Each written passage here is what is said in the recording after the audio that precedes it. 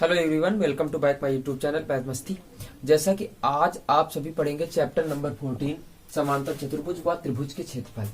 ठीक है, जैसा कि आप सभी को इसके बारे में हमने बता रखा था, लेकिन आज जो है क्वेश्चन पढ़ेंगे। ठीक है, प्रश्नावली 14.1। ठीक है, एक्सरसाइज जो पढ़ेंगे उसके बाद 14.1 के रूप में पढ़ेंगे। ठीक है, अब आइएगा जो कि सवाल है आपके बताने जा रहे हैं।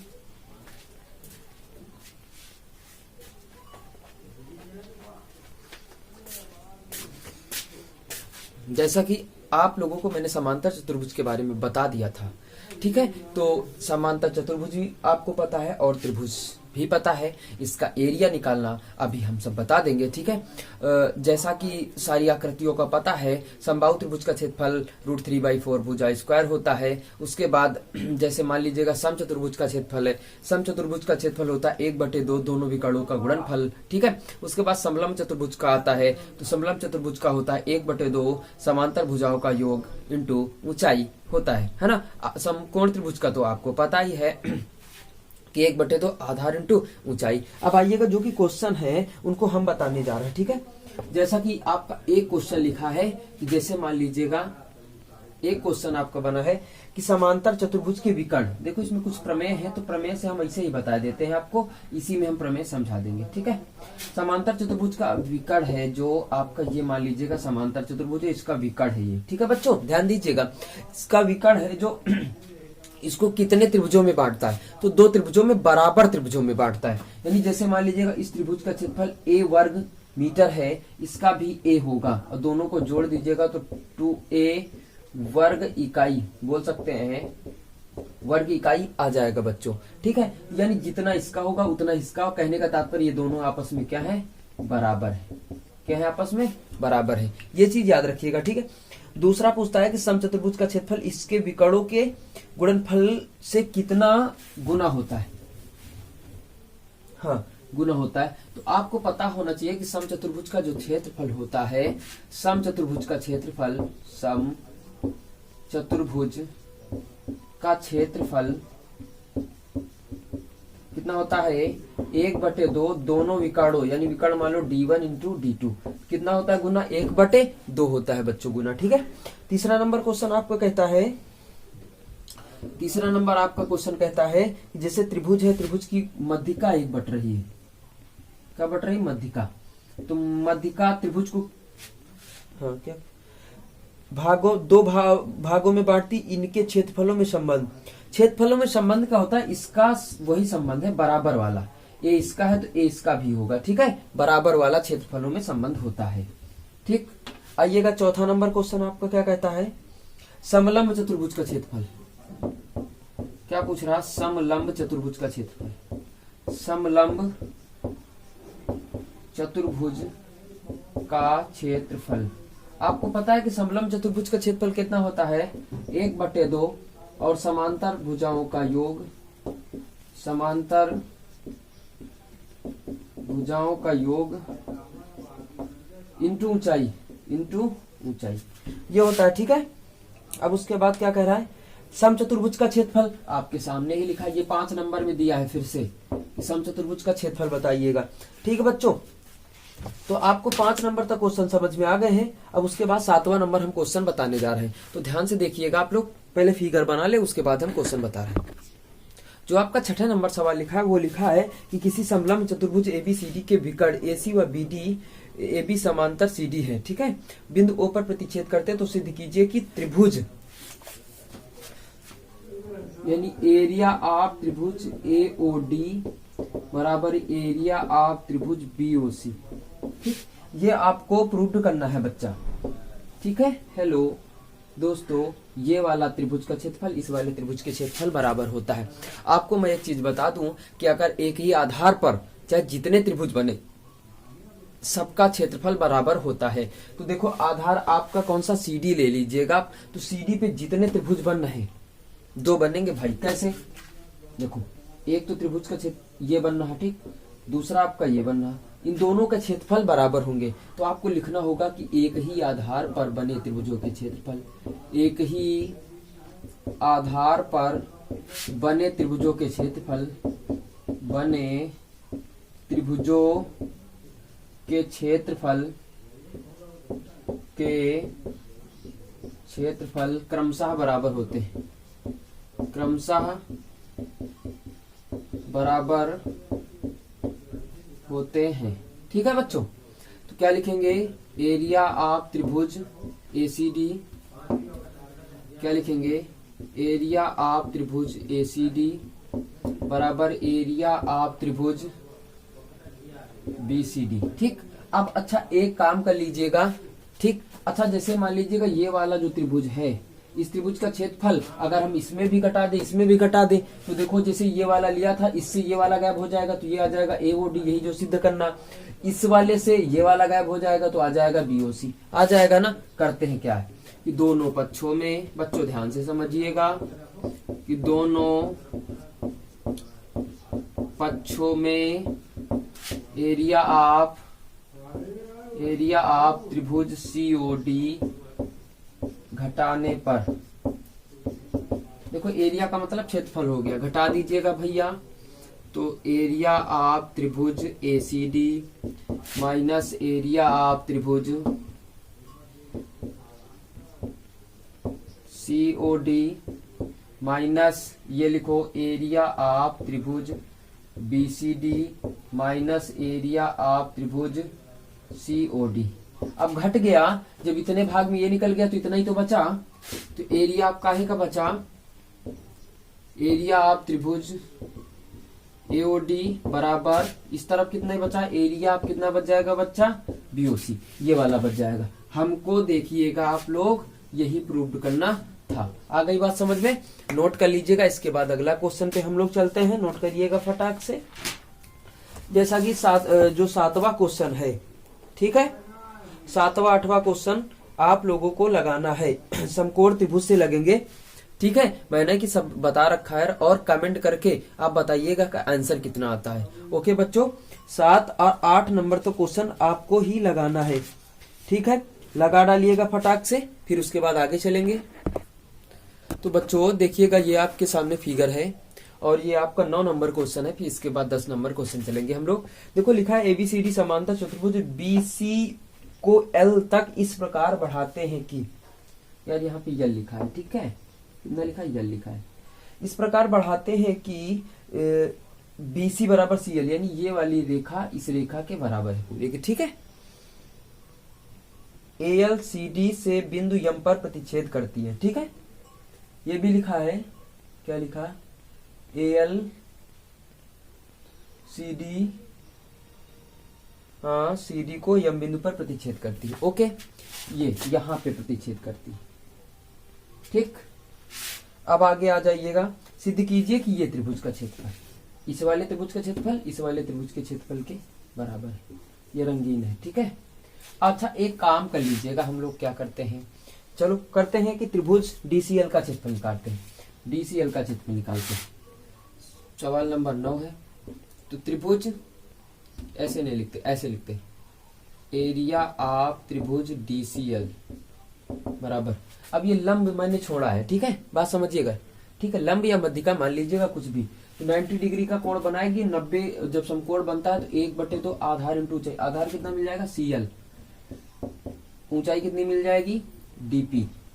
ठीक, समीकरण कितना देते, 1 दे दे इसको, और नहीं देते हटाओ, 1/2 सीएल इंटू डीपी को क्या लिख सकते हैं, ये मान लीजिएगा यम बिंदु यहीं कहीं पड़ेगा। ठीक है, इसको डीएम बराबर एमपी लिखते हैं, लिख सकते हैं, मध्यिका है तो क्या लिख ले कि 2 एमपी।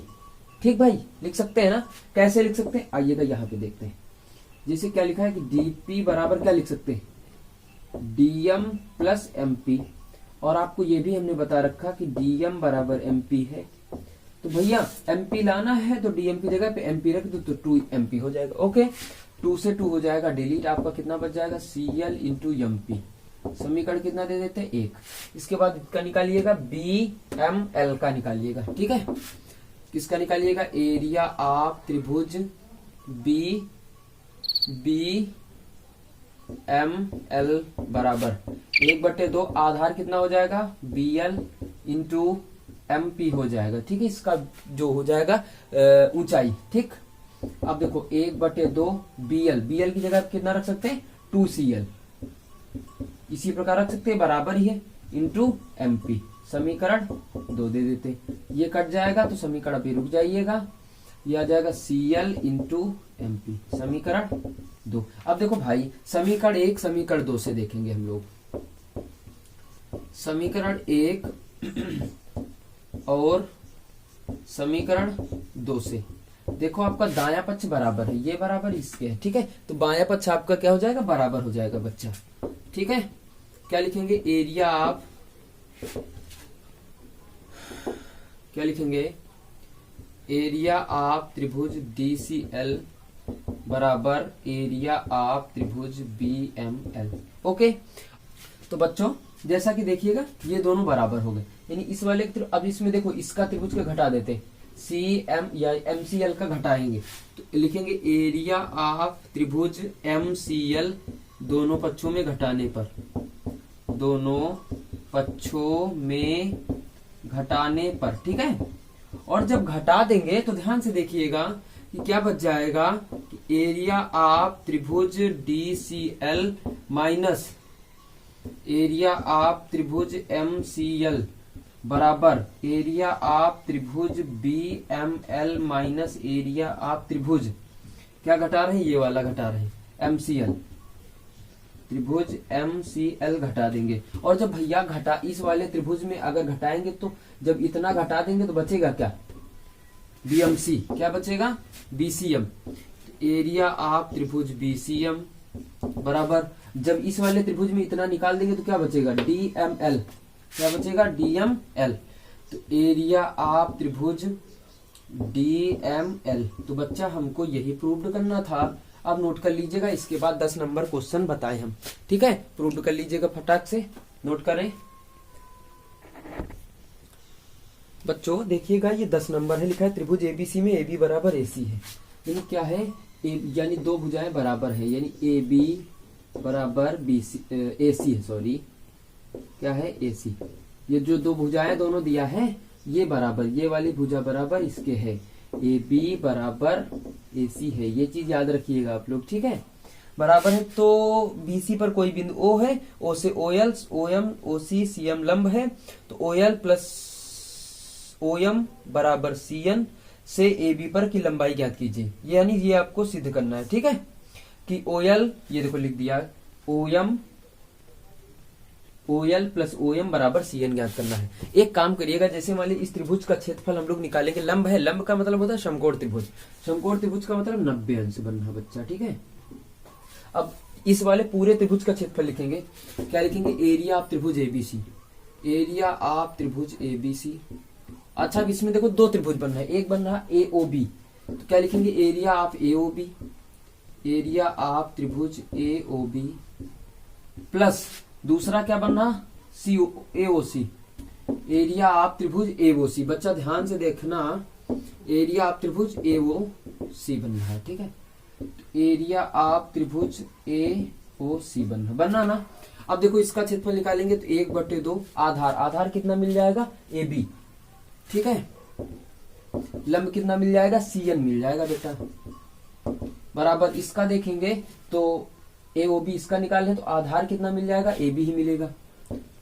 ठीक, AB इंटू कितना मिल जाएगा OM प्लस इसका 1/2 आधार कितना मिल जाएगा AC इंटू OL। अब AC की जगह पे हम लोग AB रखेंगे, ये चीज ध्यान रखिएगा, 1/2 इंटू AB इंटू CN बराबर 1/2 into AB into OM plus 1/2 into AB यहाँ पे रखेंगे OL, AB 1/2 AB 1/2 AB common मिल जाएगा, आप कॉमन कर लीजिएगा बच्चों, ध्यान से देखिएगा, तो 1/2 AB कॉमन मिल जाएगा इंटू CN बराबर 1/2 AB, अंदर बच जाएगा